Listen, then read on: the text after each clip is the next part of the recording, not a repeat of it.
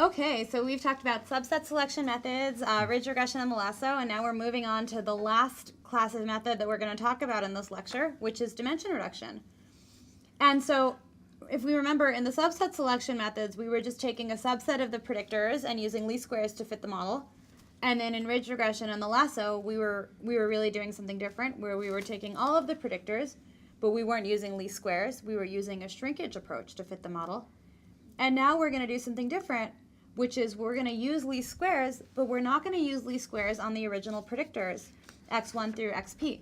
Instead, we're going to come up with new predictors, which are linear combinations of the original predictors, and we're going to use these new predictors to fit a linear model using least squares. So this is known as dimension reduction, and the reason it's called dimension reduction is because we're going to use those p original predictors to fit a model using m new predictors, where m is going to be less than p. So we're going to shrink the problem from one of p predictors to one of m predictors.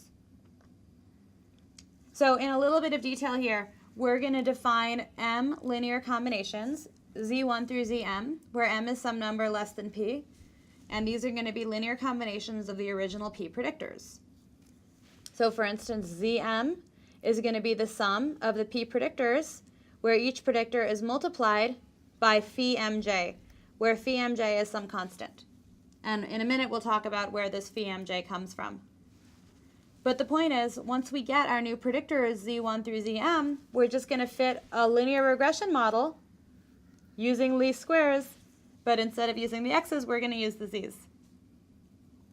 So in this new least squares model, my predictors are going to be the z's, and my coefficients are going to be theta naught through theta m. And the idea is that if I can just be really clever in how I choose these linear combinations, in particular, if I'm clever about how I choose these phi mj's, then I can actually beat least squares that I would have gotten if I had just used the raw predictors. So one thing that we should notice is that, on the previous slide here, we had this summation over theta m zim. And if we look at that a little bit more carefully and we plug in the definition of zim, which remember was just a linear combination of the original x's, and we switch to the order of the sums and we do a little bit of algebra, we see that what we actually have here is a sum over the p predictors times this quantity times the pth predictor. So this is actually just a linear combination of the original x's, where the linear combination involves a beta j that's defined like this. So the point is that when I do this dimension reduction approach and I define these new z's that are linear combinations of the x's, I'm actually going to fit a linear model that's linear in the original x's. But the beta j's in my model need to take a very, very specific form. So these dimension reduction approaches, they're giving me models fit by least squares, but I'm fitting the model not on the original predictors, it's on a new set of predictors.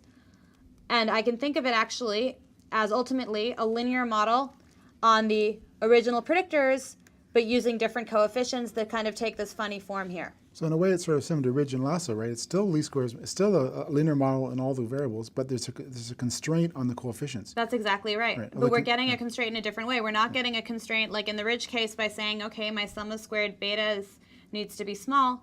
Instead, we're saying my betas need to take this really funny form if you look at it, but it's got a simple interpretation in terms of least squares on a new set of features. So, and the idea here is really, it boils down to the bias variance trade-off. By saying that my betas need to take this particular form, I can win. I can get a model with low bias and also low variance relative to what I would have gotten if I had just done plain vanilla least squares on the original features. One thing that I should mention is that this is only going to work nicely if m is less than p. And instead, if my m equaled p, then I would just end up with least squares. And this whole dimension reduction thing would have just given me least squares on the raw data.